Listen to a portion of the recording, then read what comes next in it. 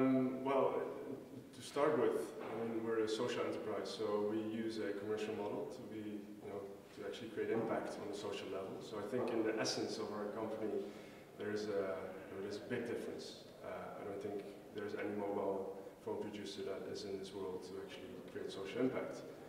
Having said that, we're also, probably the smallest of all the phone producers in the world at the moment, which has advantages and has disadvantages to be able to create a difference. Because our goal, the impact I'm talking about, is to actually inspire the whole industry to do differently. So we can, what we're looking for is best practices we can put into the phone, and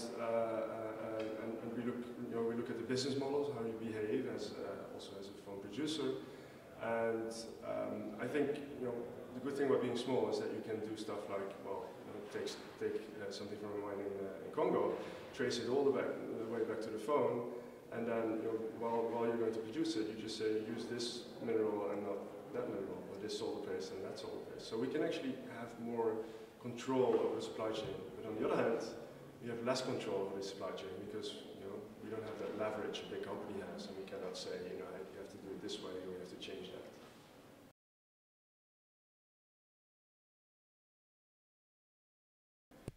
Everywhere. I think we have to look at, I always say that we're not actually solving all the problems in the supply chain, because I have a design background, and for me problem solving is great as a designer, but on the other hand I think we have to create new realities.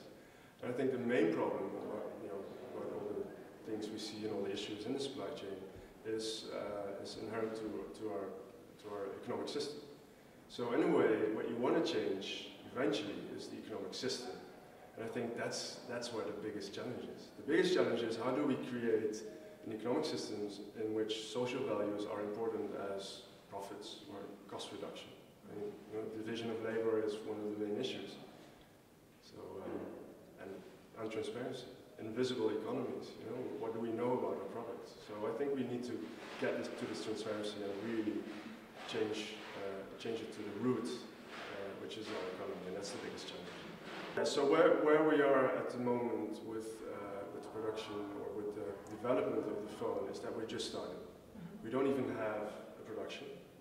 We've sold a lot of phones, but it's a very good statement that people actually show that they want something to be different.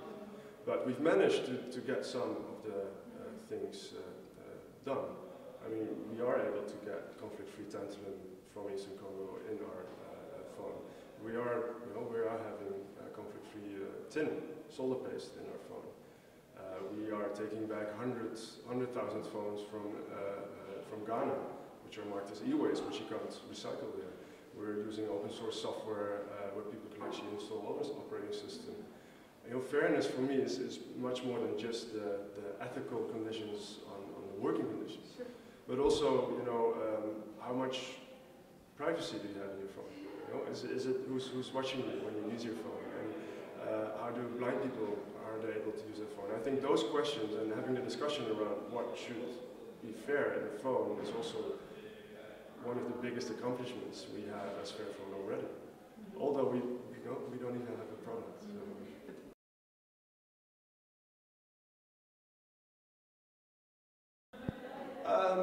Yeah, well, I haven't talked to.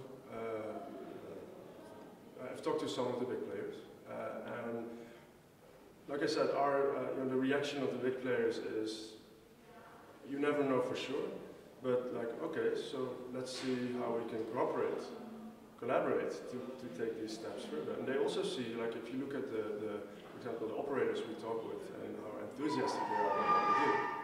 I think the nice thing about Fairphone is that we offer it as a platform. That we offer possibilities for also the big companies to make a difference. Because we cannot do it on our own with 10 people. What we want to do is catalyze this change through making a phone, which is very tangible and very easy compared to creating world peace in a way.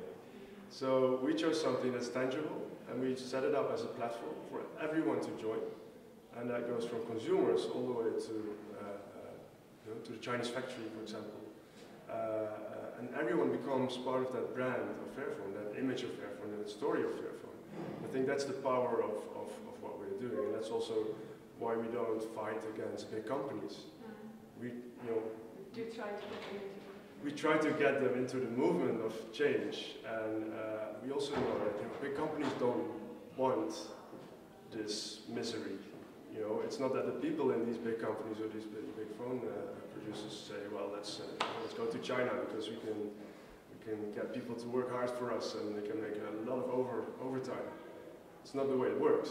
I mean, it's part of the economic system we work in, but they do have a responsibility. But a lot of these companies and a lot of the people in this whole supply chain and organization working in are stuck.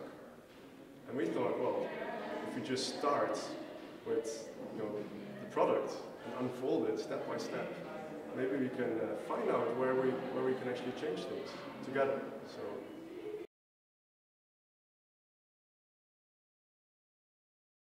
In the store, well, let's see how we succeed in launching the first 25,000. It's already kind of amazing that we got this far. Can you imagine that you say something like, yeah, we're going to make a phone.